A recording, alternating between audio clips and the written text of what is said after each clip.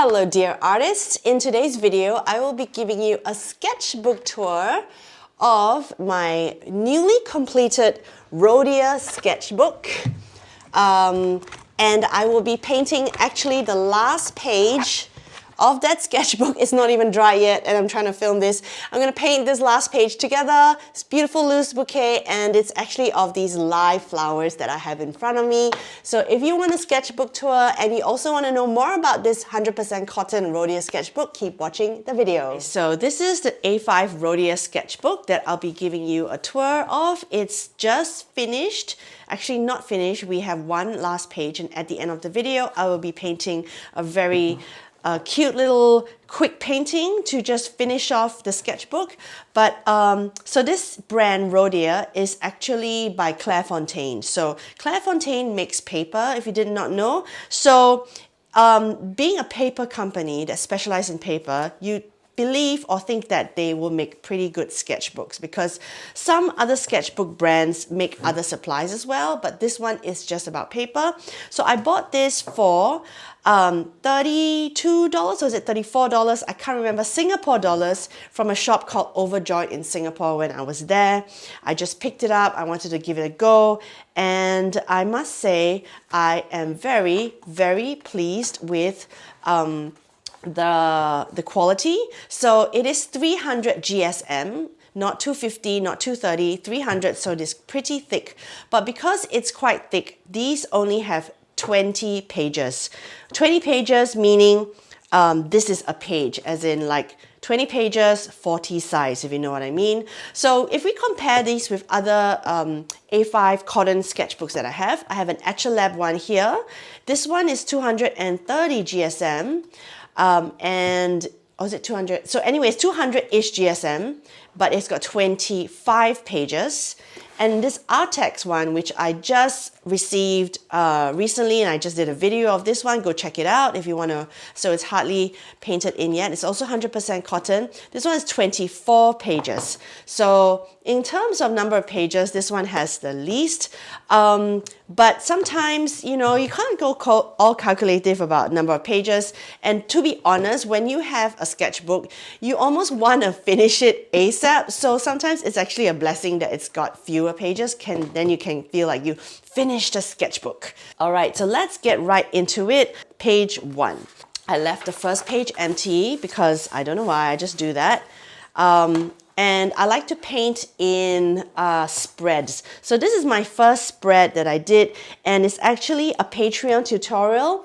I had just come back from Japan, so I was very inspired by like a Japanesey print thing, and I used some gold there. So after painting this first painting, I was actually really impressed by the paper quality, the vibrancy that it retained. So I'm always reaching for the sketchbook whenever I feel like I want to paint something nice. This is my second one, is also a Patreon tutorial, if I'm not wrong. And I think I did use a little bit mixed media. I think I have some Neo Color 2s. I've got some splatters and a very simple 3-flower in a vase thing with a background. I like this one. This one is also mixed media. I think I used other colored pencils or also Neo Colors, and it's a beautiful brown orchid. And I wrote here Women of Flowers, 16 Feb 25. So it's actually from a lovely reference book called Women of Flowers. Let me grab it for you. So in this little video, I'll also be sharing with you the references if I sort of remember where they're from. So check out this book. It's a really beautiful vintage floral book called Women of Flowers. And it's got this gorgeous, actually the next painting is this one here, but this brown orchid, where is it? There we go. Here we go. It's similar, you've got the same vibe. So yes, I really enjoy looking at old vintage books, painting from them. I have a ton of video here on my channel about vintage florals, vintage books, so go check it out. Oh, this one is one of my favorite paintings, and is it from this book too? I did not write it down, but it's definitely a patron only tutorial, because when I posted this on my Instagram, I had a lot of really positive feedback. And so I made it into a tutorial. Check out my Patreon. It starts at $5 a month. I'm actually going to increase the price of my Patreon pretty soon. So, but of course, the price increase will not affect any current Patreons, don't worry. So if you want to sign up for the existing rate, now is a good time to do it. I was going to announce this separately, but you know what? Just gonna say in this video, yes. Check out my Patreon. I just really enjoyed how vibrant everything is. If you notice, this is just one layer. One layer, I went in with my vibrant paints. I did not hold back and I just enjoyed it so much. 18 Feb 25, early this year. Yeah, there we go. So this is the other orchid. So I was in an orchid phase. There we go. Sorry, I'm just going back and forth a little bit, but this is the reference for my previous. Here you go. As you can see, the reference is actually more dull and it's got a weird composition, but I just kind of tweaked the composition a little bit so it's more balanced and made it a little bit more vibrant. So yes, it is from this book. I definitely had a phase. There we have it. So this vintage floral reference, very dull, very muted, and I used my watercolor paints and just gave it an oomph. So I hope you enjoyed this, comparison of what I looked at. This one is a fun one. I have no idea what the reference is. Probably it could be from Still Life by Joanne Lai. I love her book.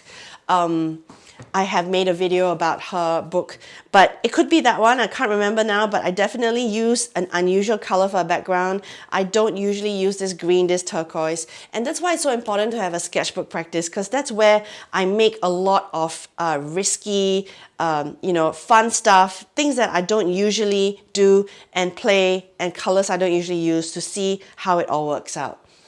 I think this one is probably Joanne Lai as well. So this is the Joanne Lai book I was talking about, Still Life. I really don't remember how I painted this. I think I had a couple of different flower references and threw this composition together. So, but it's just a fun one. I felt like I messed up with this a little bit. It's a bit muddy and weird. I really like how this orchid kind of spreads out, but it's just a fun spread. But I'll show that to you. Okay, these are these close-up daffodils that I just wanted to try and experiment. This is, I think, a Pinterest image, and it is also one of my Patreon tutorials, so go check it out. More daffodils that we have in my sketchbook. So this one's like a bit different. It's got a bit of a geometric shape, and how funny. It's actually kind of daffodil season now, so here in Australia, and I actually do have these gorgeous daffodils that I got for my in-person workshop that I did this morning. So aren't they pretty? Anyway, yeah, I thought I'll just show that to you right here. Okay, what's next? So this is also definitely a vintage floral, probably from here. Let me check. All right, can't find the page for this one, but it's totally fine. I like this. It's a little bit kind of acrylic-y and not very loose. Not as loose as I usually do. So like it, but don't love it. Oh, this is actually just a very loose landscape thing I did looking at the trees from the Wellspring where I teach my in-person workshop. So yeah, sometimes I do dabble with it a little bit of landscape just for fun. This is painting of from real life. I had a vase of mixed natives, so I think I had, it's like a lotus flower. Oh, these are Mother's Day flowers that my kids bought from me from my lovely friend Heather. Well, no, her name is actually Amy, local florist. And yeah, I painted this from her bouquet. These are anemones, and I'm pretty sure this is from the Flower Color Theory book. So if you don't have the Flower Color Theory books, you need to get them. Seriously, I have a video that describes these books. And this one is probably from here. They are... Okay, can't find this reference from this book. Pretty sure it's from here. Let me know if you've seen it before, okay? What I love about this is I was really trying to get these two flowers as light as possible, light value, and this one darker. It could do with a second layer, but I got lazy and left it as it is. Now this is an amazing spread of just a background wash. It's got just some yellow, pink, and purples, and I think I was trying to think of was I wanted to just do a light wash and then paint something over it. So I might come back and actually do this. We'll see how we go.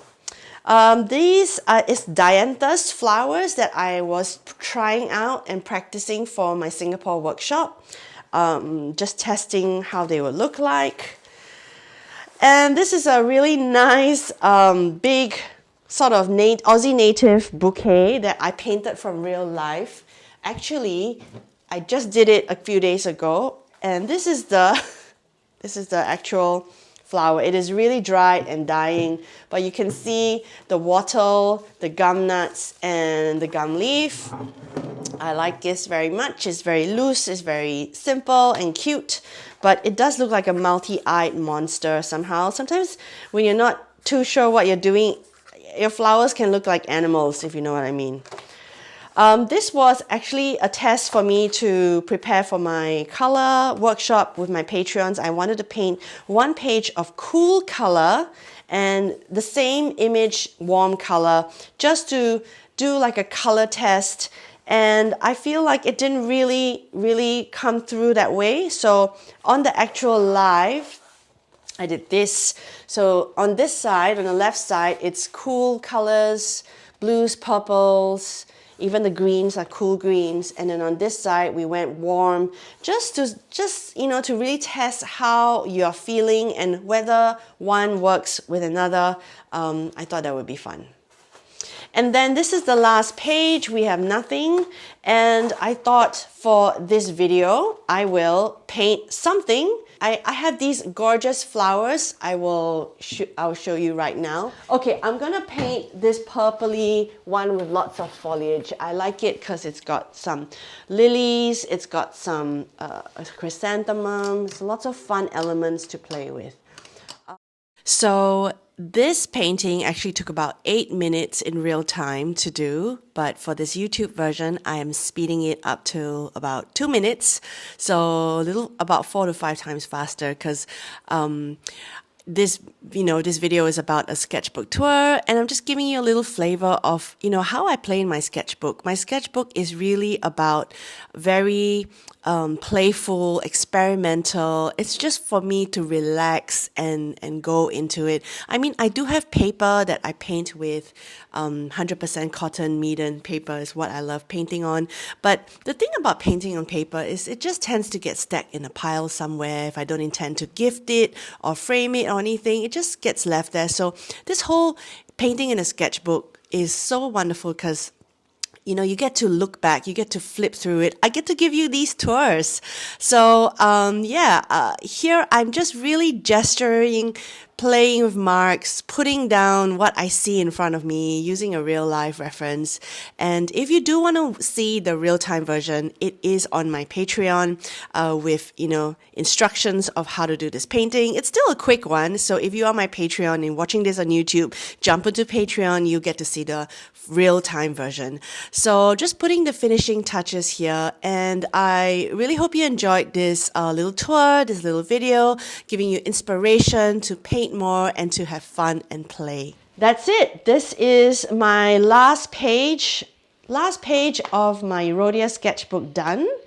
I hope you like this little video and this little painting. Thanks for watching. Thanks for following me. Check out my Patreon. Like I said, if you want to join this month of September, I am still keeping it at the old prices, but by the end of the month, it will rise. And for all my existing Patreons, and if you join in September, the price will remain the same.